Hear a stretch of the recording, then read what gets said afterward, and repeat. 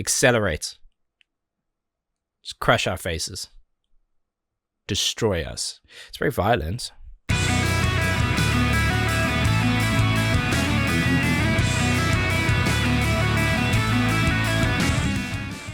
Welcome back, and thank you for joining me for another reaction video. Now today, we're back with more Spiritbox, because to be honest with you, I haven't heard anything new from them in a while. And that's my fault, but they do have a new video out. So that's what we're going to dive into today, and quit yapping. Spiritbox, Cellar Door, official music video. Let's see what you got.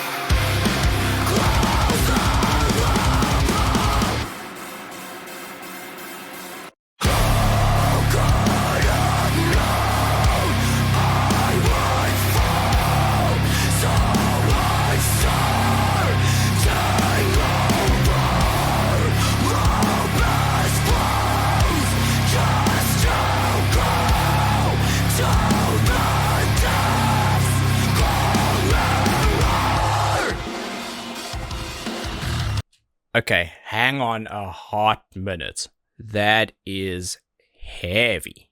Let's go back a little. Funny thing about Spiritbox, they can do the light melodic stuff, they can do the heavy screaming stuff. They can do it all. So you don't really know what to expect. And to be honest with you, I'm not disappointed, because I love heavier stuff. I grew up on it. And one thing I love in particular about this so far is that snare sound. A lot of bands, a lot of heavier bands, even at the highest level, they struggle to find the placement to help it cut through a heavy mix.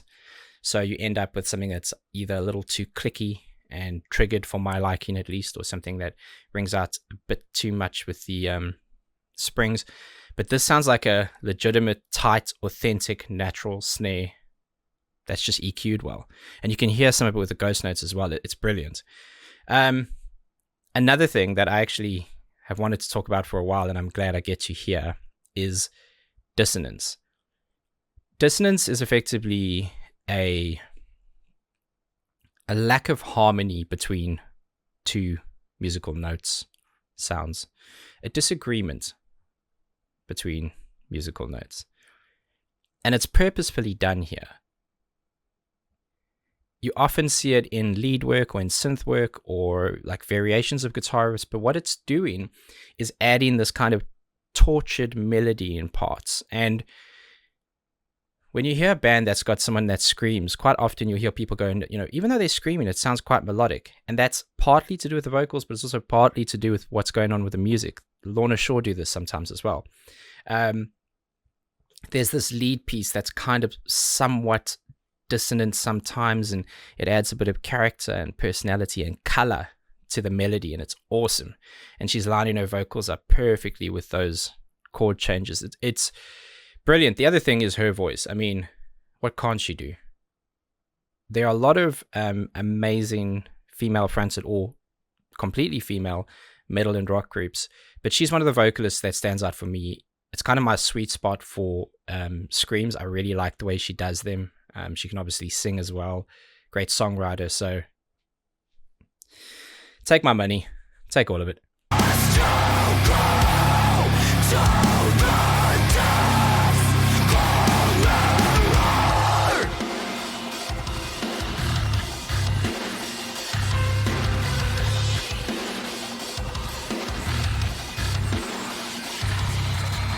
Transform my death into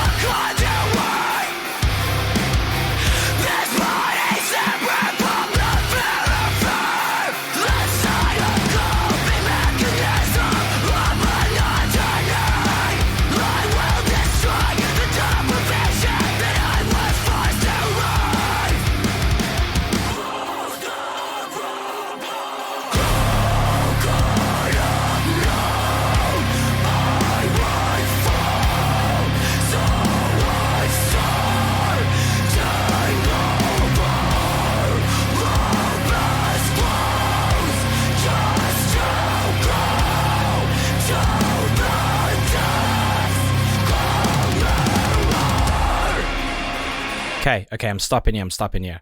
So, something I've said before, and it's a compliment to anyone who is evolving songwriting and structure.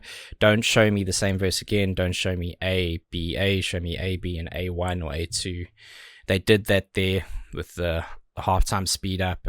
There were lots of variations of changes there in this chorus, and I'm stopping here for two reasons. That chorus piece where it's very melodic and dragged out and very gives me almost a Queen of the Damned vibe. There's a picking piece which is kind of dissonant, so that'll help you latch onto that idea. But also, Spiritbox, typically, whenever they have a song that is, whether it's light and shade, that's singing and screaming, there tends to be something heavier. This is heavy already. So where do we go from here? If I want to speak with my heart, I want them to put the pedal all the way to the floor. I want them to just accelerate. Just crush our faces. Destroy us. It's very violent.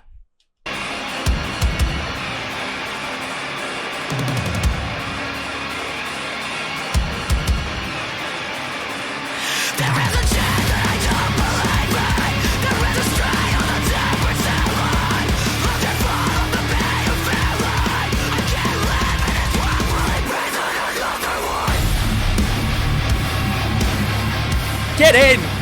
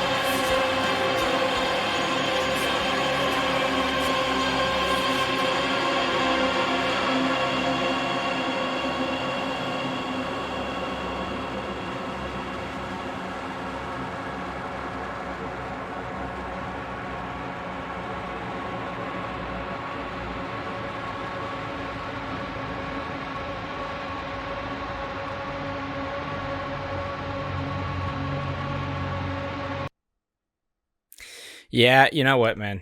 Yep. Okay. Listen.